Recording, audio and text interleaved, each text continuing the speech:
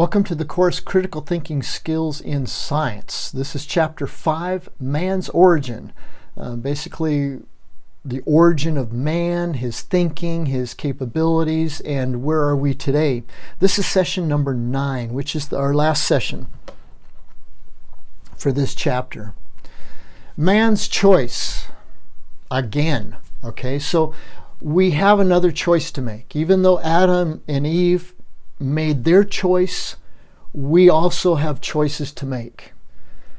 Romans chapter 12, verses 1 and 2 says, "Therefore I urge you, brothers, by the mercies of God, to present your bodies a living sacrifice, holy, acceptable to God, which is your spiritual service."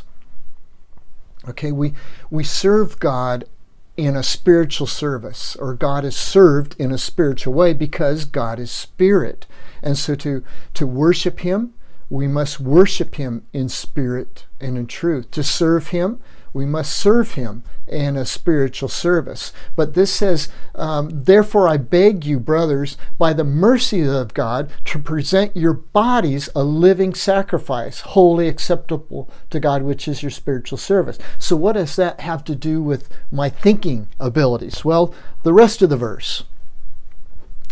"Don't be conformed to the world, but be transformed by the renewing of your mind, so that you may prove what is the good, well-pleasing, and perfect will of God."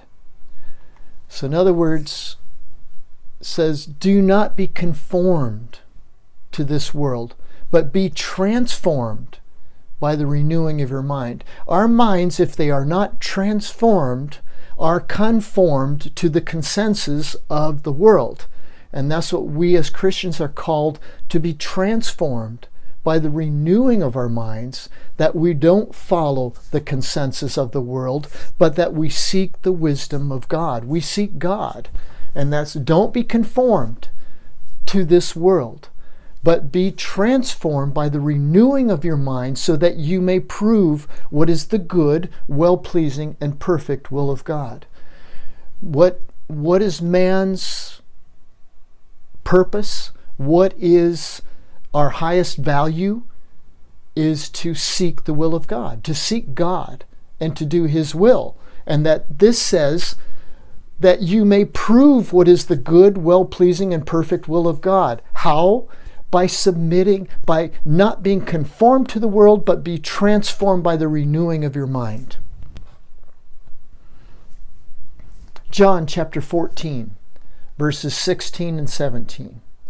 "I will pray to the Father, and He will give you another counselor, that He may be with you forever, the Spirit of truth, whom the world can't receive, for it doesn't see Him and doesn't know Him. You know Him, for He lives within you, with you, and will be in you." In this fallen world, when we have been born from above, again, we have a new spirit. And that spirit then is able to have communion with God the Spirit through the Holy Spirit, and we can be led by the Spirit of truth.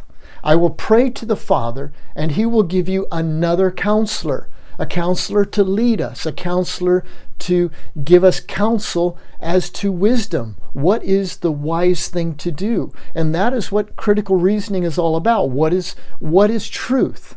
What is the best decision to make?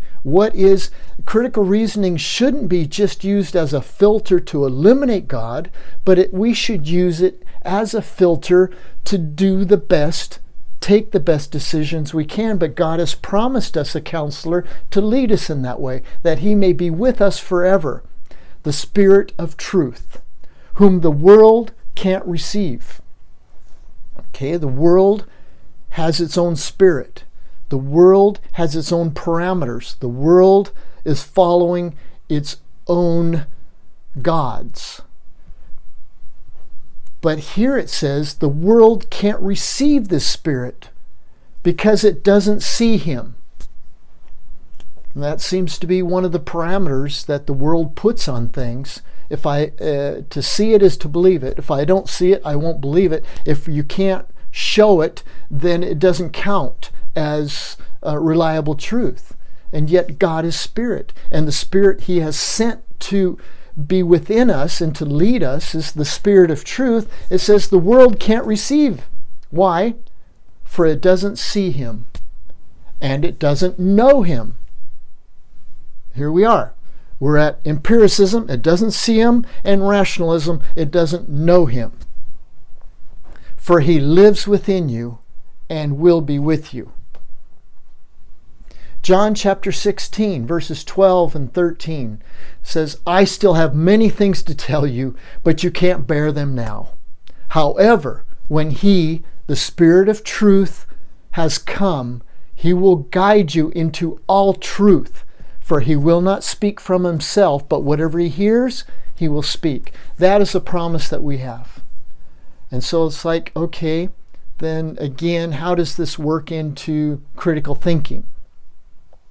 Well, if you mean by that critical thinking means independent, autonomous of the Spirit of truth, then it's probably something that we as Christians should not develop and should not participate in. But if you're considering critical thinking as led by the Spirit of truth, then yes, we as Christians need to be critical thinkers as led by the Spirit of truth, because there's a lot of untruth out there that has even got into the church that we need to discern between good and evil, between right and wrong, but it's not through an independent source of autonomy of critical thinking, but it is a thinking that is dependent upon the source of truth, which is the Spirit of truth.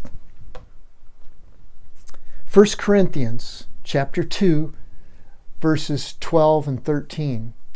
But we received not the spirit of the world, but the Spirit which is from God, that we might know the things that were freely given to us by God. We also speak these things, not in words which man's wisdom teaches, but which the Holy Spirit teaches, comparing spiritual things with spiritual things. Okay, so it's pretty clear what Paul is saying in that we have the Spirit of truth within us, not the spirit of the world. We have not received the spirit of the world. If there is a spirit of truth, then there must be its polar opposite, which would be the spirit of a lie, which Satan has been accused of being as the father of lies, as there's no truth in him, that everything that comes out of him is twisted and not quite. And if it's a half-truth, it's really a full lie because it corrupts the truth. And so what Paul is saying here is, but we received not the spirit of the world. When we were born from above, we were born with a new spirit. That which is born of the flesh is flesh. That which is born of the Spirit is spirit. We were not, but we received not the spirit of the world, but the Spirit which is from God, that we might know the things that were freely given to us by God. Know the things that were freely given to us by God. We also speak these things, not in words which man's wisdom teaches, but which the Holy Spirit teaches, comparing spiritual things with spiritual things. So, is human reason the best source of reliable knowledge? I'll let you answer that. Thank you again for accompanying me. This has been Chapter 5, Man's Origin, and it's really on the condition of man after his origin. This is session number 9, wrapping it up. And thank you for accompanying me. We're Tim and Holly Nyquist, and if you'd like to communicate with us, you're welcome to through these addresses. Thank you again. Hope to see you in the next chapter.